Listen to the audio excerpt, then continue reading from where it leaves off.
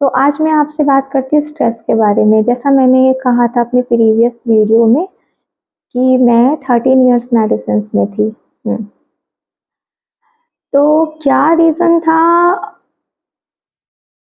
देखिए, रीज़न तो स्ट्रेस ही था, ठीक है? पर रीज़न पता नहीं था कि स्ट्रेस है या क्या है या हमें क्या हो रहा है। क्योंकि जिस तरीके का मैंने बताया, मेरी शादी हुई और शादी के बाद जो भी मैं गलत और सही किसी को साबित नहीं कर रही। हाँ, मेरा बैकग्राउंड हो सकता है अलग है या मेरी सोच अलग है, उनका बैकग्राउंड अलग होगा, उनकी सोच अलग होगी और हमारा एज डिफरेंस भी बहुत था क्योंकि अरेंज मैरिज हुई थी और मेरे फादर के साइड हम डॉरी नहीं दे सकते थे। तो उन्होंने शायद बहुत सारी चीज़ें झूठ भी बताई और हमने भी पता करने की कोशिश नहीं की। जेन्युइन हमने पता नहीं किया क्योंकि रिलेशन में शादी हुई थी, तो लगा हाँ ठीक है। और जो भी हालात में शादी हुई और शादी तो हो गई और उन लोग ने तो क्या होता है ना, विदाउट डाउरी भी शादी नहीं करनी चाहिए। अगर कोई कहता है कि डाउरी देना गलत है या डाउरी देना नहीं चाहिए या लेना नहीं चाहिए, तो कभी-कभी क्या होता है ना, खराब भी होता है तो कहीं सही भी होता है। क्योंकि देखो, मैंने तो बहुत सुना, अगर हमारे यहाँ से दहेज नहीं गया तो उन्होंने लड़की देख के शादी किया और हम लोग को भी ज़रूरत थी तो हम लोग ने मैंने भी हाँ कर दिया। 19 थी, ठीक है। और 25 एज बताया था पर उससे ज़्यादा एज थी और 4-5 साल का डिफरेंस है, चलेगा ऐसा बोल के शादी हो गई। शादी के बाद हाँ, अभी मेरा माइंड कैसा है या मुझे भी नहीं पता उस समय, कि मैं खुद इतनी छोटी थी तो मुझे क्या पता खुद के बारे में। वहाँ जाने के बाद, शादी होने के बाद बहुत सी ऐसी चीज़ें, हो सकता है हम लोग का आपस में तालमेल नहीं बैठा। उनको भी मैं नहीं जची होंगी, मेरे को भी नहीं जचा। उन्होंने भी देख के हाँ शादी कर लिया होगा और मैंने भी अपना कंफर्ट देख के शादी कर लिया। शादी तो कंफर्ट देख के होती है। मैंने सोचा हाँ सब ठीक है, उन्होंने सोचा हाँ ठीक है, फैमिली वाले में चलो कर देते हैं, तो ऐसे शादी हो गई। तो कहीं न कहीं जाने के बाद सारी चीज़ें, मुझे झूठ से बहुत नफ़रत अभी भी है, तो बहुत चीज़ें झूठ सामने आई। पहला ट्रॉमा तो मुझे वही लगा, एजुकेशन में झूठ, एज में झूठ, अर्निंग में झूठ, टोटल झूठ। तो पहला ट्रॉमा मुझे शायद लगा होगा। मुझे मतलब मैं कभी झूठ नहीं बोली थी। मेरा जो सर्टिफिकेट है, मैंने जो पढ़ाई की, मैंने 12th किया, मैंने जो डिप्लोमा किया आर्ट में, जो भी था मेरी प्रॉब्लम, मैंने सारा कुछ शेयर करा था। एज ऑफ 19 मैंने जितना मेरी मैच्योरिटी थी मैंने सब बताया था, कुछ भी नहीं छुपाया। उन्होंने सब कुछ छुपाया। ठीक है, कहते हैं अरेंज मैरिज में अभी पता चलता है, अरेंज मैरिज में सब होती है। और मैंने इसलिए, रिश्ते बहुत आते थे पर मैं बाहर में शादी इसलिए नहीं करती थी कि नहीं ये फैमिली में है, हमारे सिस्टर के थोड़े दूर रिलेशनशिप में, फैमिली में है तो शायद अच्छे से चीज़ें खराब नहीं होंगी, क्योंकि मुझे हमेशा से अपनी सिक्योरिटी का हमेशा डर रहा है। और फिर मैंने शायद, तो हमारी शायद इसीलिए शायद हमारा अच्छा से नहीं बैठा जो भी था। तो बस वो ट्रॉमा शायद मुझे उस समय से स्टार्ट हो गया, शादी के बाद से। हाँ, मुझे पता नहीं था क्या हो रहा है क्योंकि मैं वो अवेयर नहीं होते ना हम अपने बारे में, तो हमारा स्ट्रेस हमें पता नहीं होता।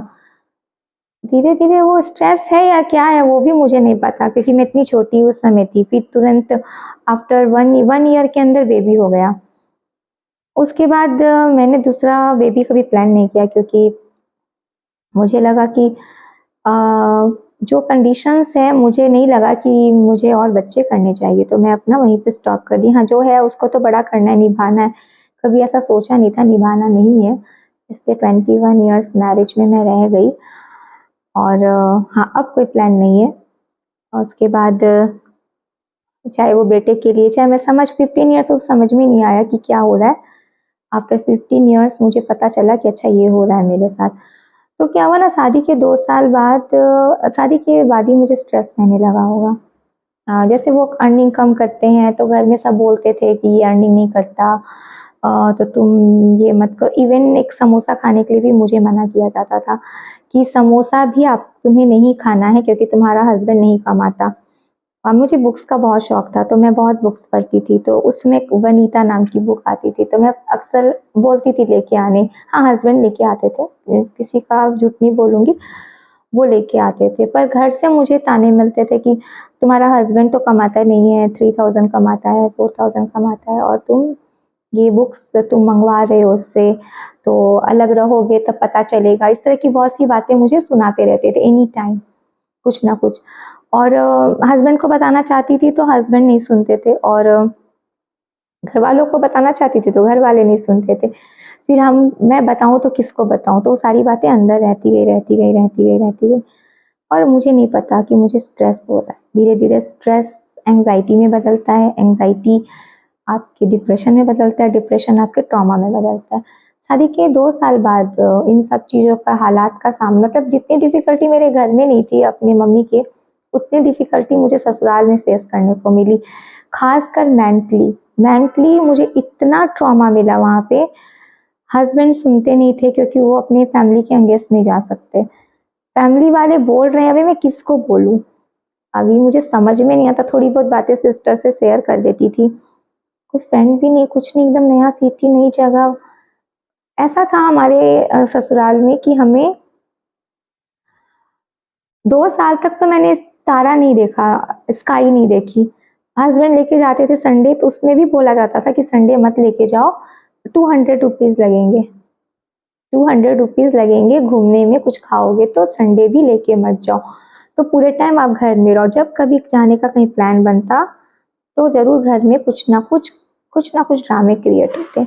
इस तरह से लाइफ चलती गई, और मुझे शायद इसलिए स्ट्रेस रहने लगा। क्योंकि कभी-कभी क्या होता है ना, हमें अपने मन की बात बोलना बहुत ज़रूरी होता है। अ, अभी अब तो मैं इतना बोलने लग गई, पहले हाँ, बात करते थे पर मुझे पता तो चले कि हो क्या रहा है तो मैं बोलूँ ना। आप बोलोगे भी किस टॉपिक पे जब आपको पता ही नहीं रहेगा कि आपको बोलना क्या है। तो मुझे अंदर-अंदर स्ट्रेस रहते-रहते मेरे शादी के 2 साल बाद मैं बीमार रहने लगी। मुझे कहीं-कहीं पेन होने लगा, चेस्ट में, बैक में, फिंगर्स में। धीरे-धीरे फिर डॉक्टर को दिखाया, हस्बैंड ने डॉक्टर को दिखाया, तो पता चल वो लोग को कुछ पता नहीं चल रहा है। वो लोग बता रहे हैं ये अर्थराइटिस हो गया, कोई बोल रहा है थायराइड हो गया, कोई बोल रहा है ये हो गया, कोई बोल रहा है ये मेडिसिन स्टार्ट हो गई। बेटा मेरा 2 साल का था, ढाई 3 साल का था, और अर्निंग नहीं करते थे हस्बैंड, तो घर वालों ने अलग कर दिया हस्बैंड को, मुझे और बेटे को कि अब पता चलेगा तुम्हें। और शायद इवन मैं हमेशा से बोल रही हूँ, स्मार्ट रही हूँ, तो ये पर्सनैलिटी उन लोग को लगता होगा कि अब मतलब इसका हस्बैंड तो इस तरह का है और ये इतना नखरे दिखाती हैं। तो इसको, और नखरे दिखाना मेरा वाजिब था ना, क्योंकि आप बुक पढ़ने मना कर रहे हो, आप बोल रहे हो बच्चे के लिए बेडशीट मत लाओ, बच्चे के लिए टब मत लाओ। जेठानी कह रही है कि तुमको हम खरीद के लाए हैं, क्योंकि शादी में जो पैसे लगे थे हमने कहा था हम मंदिर में शादी कर सकते हैं, उन लोग ने कहा हम लोग घर में अच्छे से करेंगे। तो वो मेरी गलती तो नहीं है, आपने शादी की आपके समाज को दिखाने के लिए, हम तो रेडी हैं कि आप मंदिर में कर लो, हमारा जो बजट है। तो नहीं, उन्होंने तो उस तरह से शादी करनी। तो कोई कह रहा है तुमको खरीद के लाए हैं, कोई कुछ, मतलब इस तरह की बहुत सी चीज़ें मैं सुनती रहती थी, और मुझे अंदर से गुस्सा आता था, और वो गुस्सा स्ट्रेस में बदल रहा था और पता नहीं चल रहा था। तो स्ट्रेस ऐसी बीमारी है ना कि आज भी लोग समझते नहीं है इसको, कि उस बंदे पे क्या बीत रही होगी। वो बंदा मैं इसलिए उस दिन मेरे प्रीवियस वीडियो में मैंने ये कहा है ना कि हमको इरिटेट है, कोई गुस्सा हो रहा है तो ज़रूर कुछ ना कुछ उसके अंदर प्रॉब्लम है। एक तो होता है कि कुछ प्रॉब्लम नहीं, उनकी स्वभाव होता है, पर किस मतलब 99% के कुछ ना कुछ उनका ऐसा ट्रॉमा होता है लाइफ में कि नहीं, वो जिसकी वजह से वो ऐसे हो गए। पर लोगों ने ये तो इरिटेट हो रही है या कुछ हो रही है, पर किसी ने कभी समझने की कोशिश नहीं की कि इसको हुआ क्या है। और मैं धीरे-धीरे बीमार होती गई, इस हद तक बीमार होती गई कि मेडिसिन तो रुकी नहीं, बीमारियाँ बढ़ती गई। और इंडिया में ये कल्चर है, कोई ये नहीं सोचेगा कि आपका स्ट्रेस है या आपको कोई मेंटल प्रॉब्लम हो रही है या आप किसी ट्रॉमा में जा रहे हो। साथ-साथ में हस्बैंड का रूखा रवैया, क्योंकि ज़्यादातर मैंने देखा है इंडिया में लड़कों को, लड़की सिर्फ काम के लिए चाहिए, घर में काम कर दो, आप उनके साथ सज के खड़े हो जाओ पार्टी में, और रात को आप उनका इच्छा पूरा कर दो, बस इतनी सी काम होता है। इंडिया में तो मैंने यही देखा है। आजकल लड़कियाँ एजुकेट होती हैं, पढ़ती लिखती, तो वो चीज़ें समझती हैं, तो डिवोर्स केसेस भी ज़्यादा होने लग गए। पहले के लोग भी समझते होंगे पर बर्दाश्त कर लेते होंगे कि चलो ऐसी फैमिली चलाना है। अभी शादी के जैसे 21 साल बाद मैंने फैसला तो मैंने 18 में भी किया था, पर मेरा बेटा उस समय प्रिपेयर नहीं था, तो मुझे लगा नहीं, अगर मैंने एक ही बेटा पैदा किया है और मेरे बेटे के लिए मैं ये भी करूँगी। सबको लगता है कि मैं अपने बेटे के लिए कुछ नहीं करती हूँ या नहीं करना चाहती, इसके बारे में नहीं सोचती। पर क्या होता है ना, हम किस-किस को एक्सप्लेन करें? एक्सप्लेन नहीं कर सकते आप सबको ज़्यादा। और पहले तो मैं करती भी थी, अब मैं बिल्कुल एक्सप्लेन नहीं करना चाहती।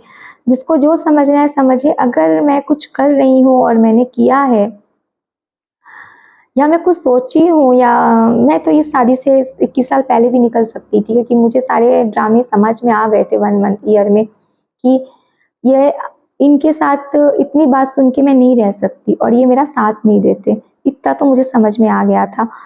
पर क्या है, फिर भी मैं रही, क्यों? फैमिली सब कुछ होता है, मैं कभी नहीं कहती फैमिली तोड़ना चाहिए, मुझे भी मेरी फैमिली बहुत पसंद थी, शायद आप समझ सकते हो, इसलिए मैं 21 साल उस रिश्ते में रही।